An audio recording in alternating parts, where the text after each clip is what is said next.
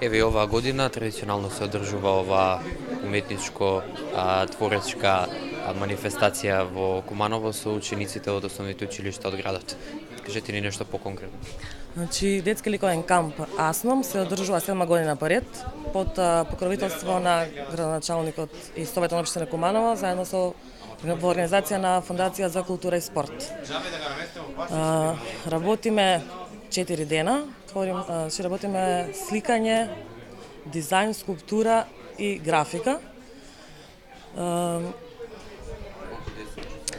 Има околу 40 деца, значи од сите училишта во општина Куманово. Како сте задоволни од она што го оствари учениците и каде ќе завршат сите овие дела по завршување на самата? Значи, сега правиме една изложба од скоро сите дела што се работени овие 4 дена. Потоа во септември најверојатно ќе правиме една изложба со најдобрите дела соберени од децата.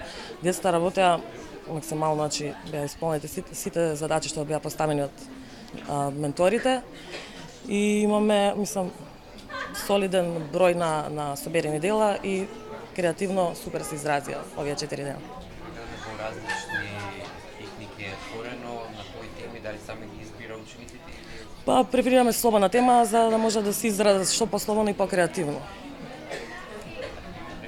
Симона Екимовска. Молим?